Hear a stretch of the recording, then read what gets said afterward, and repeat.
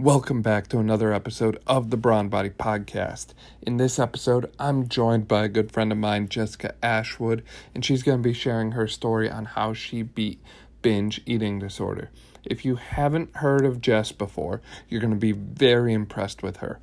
You'll find her on Instagram at Fitness and Food with Jess. That's fitness, the letter N, food, the letter W, Jess.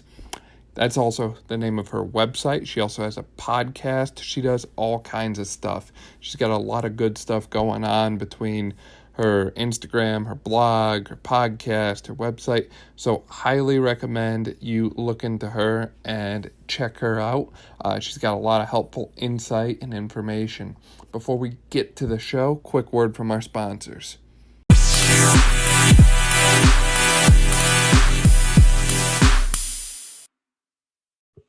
In today's episode, I'm excited to welcome Jessica Ashwood onto the show. Jessica, thank you for joining us. Thank you for inviting me.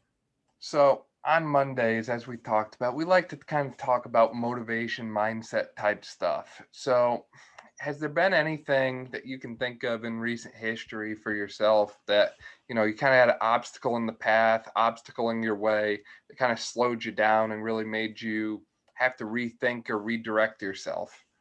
Yeah, definitely. So the first thing that came into my mind when you brought that up is 2017 and earlier. I was dealing with binge eating.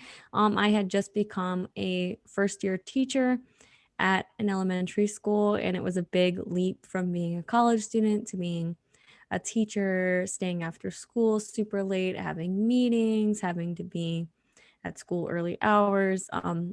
And I definitely found myself falling into the trap of, helping my emotions with food. I would be, during my planning time, I would be like eating the leftover ice cream from the ice cream party out of my freezer because I, of course, had a mini fridge with a freezer.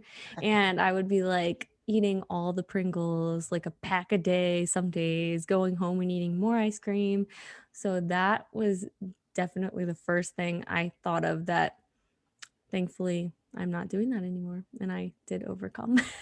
For sure, definitely. And that's something I've had a lot of different younger women, such as yourself, on the show. And that's kind of a common trend I've seen amongst younger women is just toxic relationship with food for a short period of time, whether it's in your case like the binge eating or in other cases like anorexia. So there's definitely some kind of disconnect there. And like you said, it's very difficult because we often look at food as a comfort, right? We use that to kind of cope with things.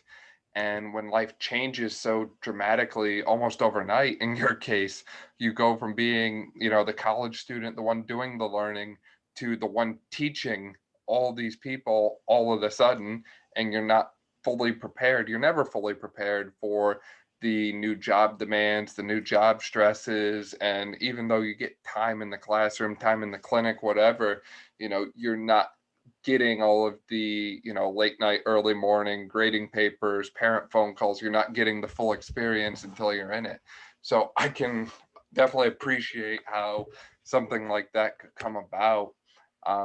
When did you kind of realize that, like, hey, this was a problem and I need to do something about this? Was there like a turning point for you?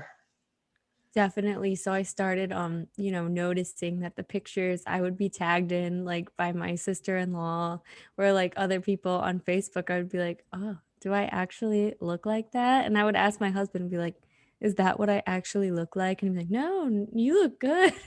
But then eventually I, would step on the scale and it would just like increasingly go up and I was like, I either have to like do something or I'm going to be like way bigger than I have ever been because I had since we got married in 2016 less than a year later I was up like 35 pounds and I was like, oh man. And it just was kind of like none of my clothes were fitting right. I was like getting into those LuLaRoe got really popular. It's like this legging brand. And I found out why, because it's like one size. You get like these stretchy leggings and it's like, wow, these will fit you no matter what. Mm. And so like got into that, got my like one size legging collection, so like awesome. Had like these tunic tops that like were like super flowy, and I was like, that's all that fits me right now.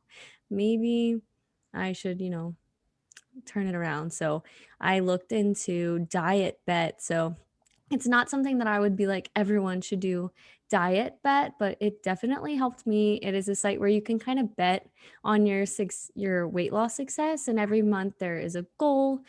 You have like a certain amount that you're supposed to lose each month. It's a percentage. So I did the transformer challenge or whatever. It was 6 months. I was supposed to lose 10% of my body weight in 6 months, which looking at like the end goal, it seemed like a doable amount. So I did that. And each month I would weigh in and, have my husband take my picture on the scale because you had to have like this weird word at the bottom near the scale. And, he was thinking I was crazy because this was not the first time that my poor husband has been asked to take before pictures for some sort of weird weight loss challenge. But this one, cost money. All the other ones I'd done had been free. So I think it just kind of, didn't go the same way, but this one Yep. cost money, $25 a month for 6 months. My husband was like, are you serious? Come on. And I was like, no, I'm going to do it. And I think honestly, if it didn't cost money, I think I'd still be there right now. But because it costs money and I am very frugal with certain things like that, I think that's honestly what helped. For sure. That's something I've heard before. There's other websites out there like that, I know, and a lot of people use money as their motivator. Um, and I think that's a powerful tool for the right person. Like you said, in your case, it worked very well for you. And it's helpful for people to know that there are tools out there like that don't really require anything fancy. You don't have to leave your house. You don't have to, meet with anyone in person. It's something you can do from the comfort of your home. And I think it reiterates the point I like to make is, you know, if you recognize that you have some kind of problem, whether it's weight, whether it's mental health, whatever it might be, you can always do something about it. And in your case, you found something online, whether it was from a friend or an advertisement or whatever, and you just said, you know what, I feel like I need to do this. And then you rolled with it.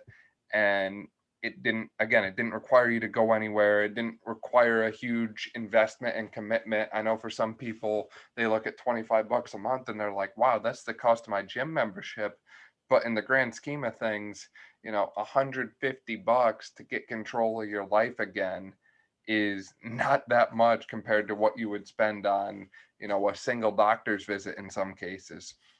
So I think that's really cool how, you didn't only recognize that, hey, something has to change here, but you also recognized, hey, I can do something about this. I can shift that locus of control back to myself and really make a positive impact here.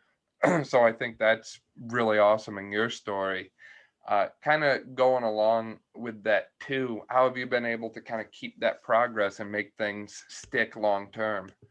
Yeah, so I found some people that really I really looked up to on Instagram, and that really helped me, like Jordan Syatt. I'm sure since you're in the fitness space, I'm sure you've heard of Jordan Syatt and like Susan Niebergall, people like that. Well, I found them, I really liked them, but honestly, I didn't even find them until I found out about macro tracking. Mhm. Um, I looked so I started out just like, kind of eating generally healthy, but like being pretty hungry and not feeling like I was really eating to help me with my training. It kind of felt like I was fatigued a lot and I just didn't feel like it was the right fit. Like every time I would reach for something that was quote unquote bad, I would feel like I was like breaking some sort of rule. So then I found macro tracking. I was on IIFYM, if it fits your macros Mhm. website, using their free calculator.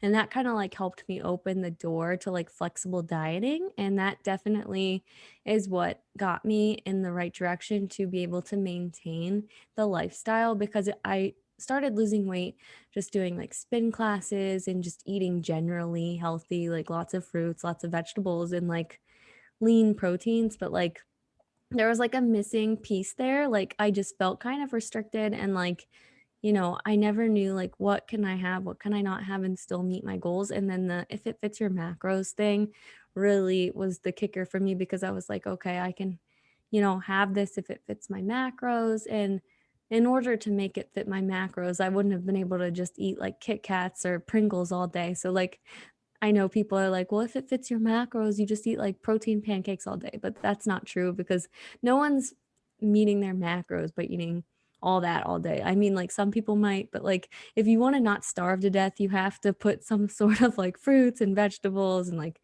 lean proteins in there. So once I found out that like, okay, I can put like ice cream or like cheesecake or french fries in my macros for the day and I'm not going to like instantly gain all the weight that I've lost back. And then another thing that changed the game for me was finding strength training. Like I didn't realize that I could go to the gym and have an excellent workout without like soaking my body in like 7 layers of sweat and like having like one of those like beet red faces afterwards and like I didn't realize that that was a thing, but Mhm. now I don't really sweat that easy. So unless I'm doing like some sort of like crazy like boot camp activity, I don't even sweat at all. So like I would go to the gym and like not feel like absolutely disgusting afterwards. And I was starting to get the results that I actually wanted, like not just spin class and like looking like a smaller version of the same person. I Mhm. started to see like body composition changes with the strength training, which really motivated me to keep going because it was just something I've never seen before. I have seen myself get like a smaller version, but I had never seen like the different body composition changes. So the strength training really changed the game for that too.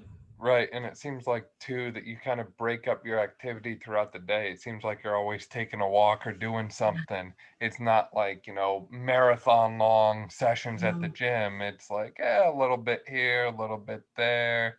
Kind of, like I said before, shifting the locus of control back to yourself.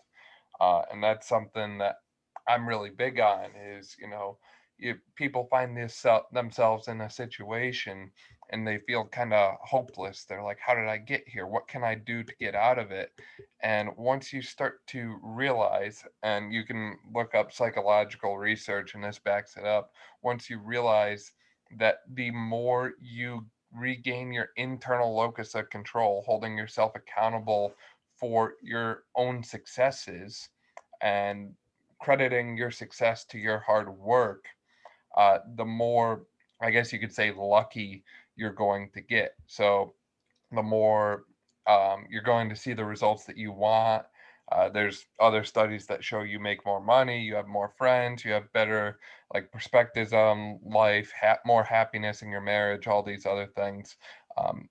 That's subjective, obviously, but I think there's a lot to be said about being able to accept the situation you're in and accept what you're able to do about it. And, that really shines through, to me anyways, through your own story there, is how you saw where you were at, you weren't happy with it, but you knew there was things you could do to change it, and you made those changes little by little. You had the support of people around you, whether it be your husband taking the picture on the scale, or your family, friends, whoever, and you just started one day at a time. And that's really inspiring stuff. That's the kind of stuff that I think people need to hear these days. And I don't think those stories get enough attention or credit because it's not easy to do, but you're certainly making it sound easy so far. Oh, thanks. So, with that, Jess, do you have anything else to kind of share with people or any advice for anyone about kind of your own journey and your own perspectives on health thus far? I think the main thing is just don't wait till you feel like you know everything to get started. I know that that was one of the reasons that was holding me back was like, well, I don't really know what to do. I'm not good at working out. I'm not good at like nutrition. So I'm just going to like wait until I know what to do. I think it's just like just get started and learn as you go and you'll get there. Like as you go, you're going to learn more. Like some of the stuff I did at the beginning, some of the workouts I did, some of the things I ate and like forced myself to eat because I thought it was healthy were so stupid looking back. But like I wouldn't be where I am now without like a little bit of failure at the beginning. So don't be afraid to fail. Don't feel like you need to know everything. Just get started. I can echo that as well. And if you really are kind of uneasy about getting started, I'm sure you could recruit the help of like a personal trainer or something like that. You might know one or two. Yeah. So, with that, Jess, thank you so much for joining us on this episode. For those listening, go follow Jess on Instagram. If you aren't already, you can find her at Fitness and Food with Jess. That's with a W. So fitness, the letter N, food, the letter W, Jess. Um, and make sure you subscribe to our podcast here, whether you're listening on Spotify, iTunes, Google, Castbox, Breaker, whatever, so you don't miss the Wednesday episode coming with Jess, where we're going to be talking all about health and fitness as it relates to the children of our nation. So, Jess, thanks again.